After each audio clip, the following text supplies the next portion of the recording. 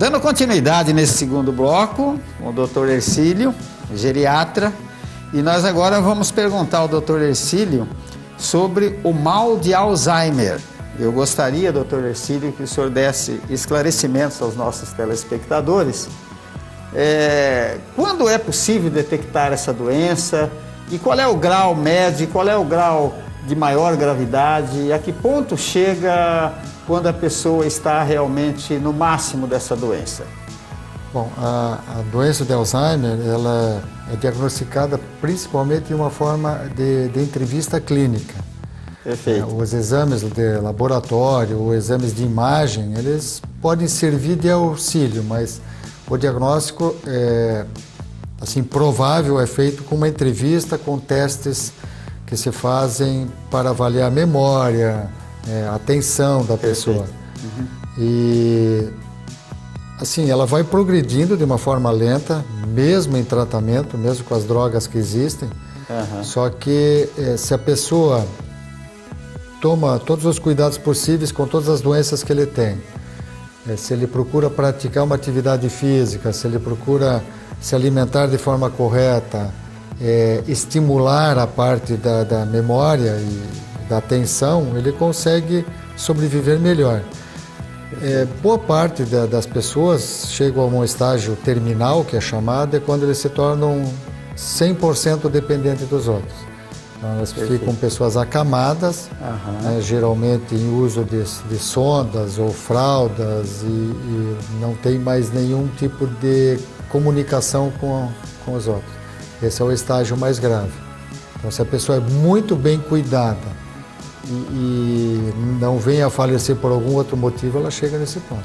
Existem algumas técnicas, Dr. Hercílio, que é recomendado ao portador do mal de Alzheimer para que ele ative a memória, a conectividade. Tem algumas dicas, assim, algumas recomendações que o médico faz. Eu ouvi falar outro dia da importância de se fazer conta de cabeça, por exemplo, uma das dicas que é dado para ativar a memória.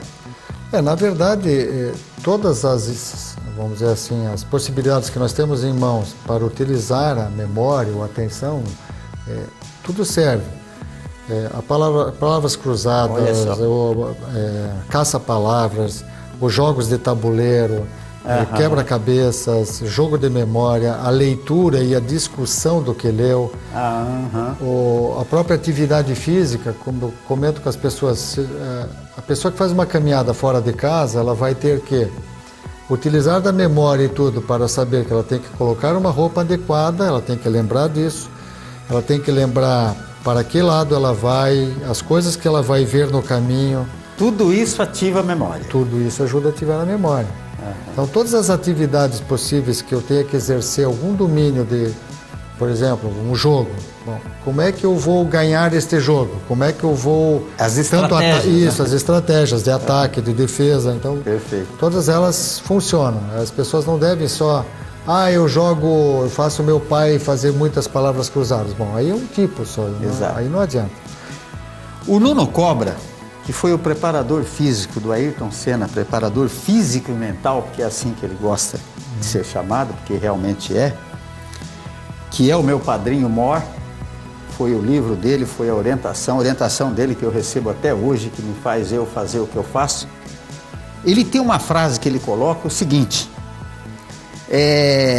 chegar ao cérebro através dos músculos e elevar o espírito através do corpo. Eu acho interessante isso. Quer dizer, a partir do momento que você se exercita, que você faz atividade física, você ativa toda a parte cerebral. É aquilo que o doutor está acabando de colocar, certo?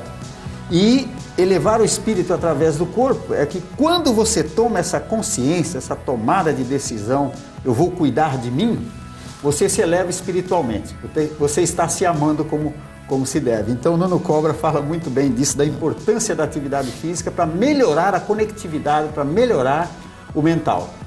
E isso fecha, né, doutor? Sim. Porque a saúde, ela não pode ser vista só como tratamento de doença. A saúde é justamente isso, é a pessoa cuidar dos hábitos alimentares, ter uma atividade física adequada, de acordo com as necessidades, de acordo com o gosto que a pessoa tenha. Então, é um conjunto, né? E por muitos anos as pessoas pensavam muito mais no coração e esqueceram o resto do corpo. E se eu tiver um coração saudável, eu tenho uma chance de ter o resto do corpo saudável. Perfeitamente. E outra coisa que você pensa muito também é osteoporose, fratura, mas quem é que vai sustentar esse meu osso? São os músculos que estão em volta. Tem que ter uma atividade adequada para evitar que eu caia, né? Tem que ter mais reflexo, eu tenho que ter mais agilidade nas coisas, eu tenho que ter músculo. E aí, atividade física. Exatamente. O doutor falou uma coisa interessante, que quando eu comecei, em função da minha alta obesidade, e eu sou portador de artrose nos 2 joelhos. E foi uma dificuldade imensa para começar a fazer exercício, porque isso é uma característica, principalmente das pessoas que têm sobrepeso por longos anos, porque as articulações enfraquecem, é isso que acontece. Até gostaria que o doutor explicasse isso dentro do conhecimento médico. Como é que a artrose se fragiliza quando se tem um peso elevado, né? Pelo próprio, uma das coisas que se caracteriza assim é o próprio uso acima da necessidade. Então, se eu fui criado para ter 1,60 m, 60, 70 quilos e eu tenho 100, é lógico que essas articulações elas estão trabalhando de uma forma muito maior. Estão exercendo o esforço por mais tempo, mais do que elas devem, então elas com o tempo vão desgastar com mais facilidade. Mas toda pessoa obesa que tem, isso o senhor já comprovou, é comum a artrose de joelho e de tornozelo. Também. Mas quando emagrece, melhora. E com atividade física também melhora. Quer dizer, eliminar o peso é uma questão de saúde mesmo, não é estética.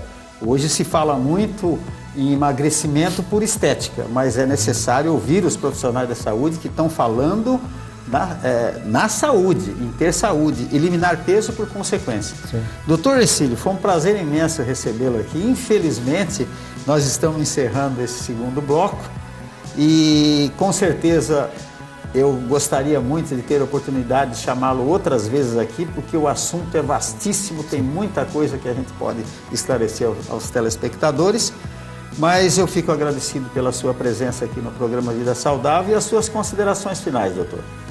Bom, considerações finais são as básicas para as pessoas procurarem ter o maior possível de tempo, né, consigo, né, para fazer alguma coisa. O senhor comprovou isso.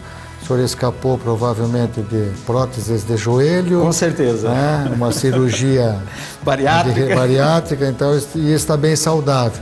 Exato. Então, pensar um pouco mais, ter amor próprio, né, e isso leva a pessoa a cuidar melhor de si e viver mais e melhor, porque não adianta só ter um ganho de tempo, nós temos que ter tempo e qualidade. Na velhice, senão não adianta muito viver de uma forma muito longa, não.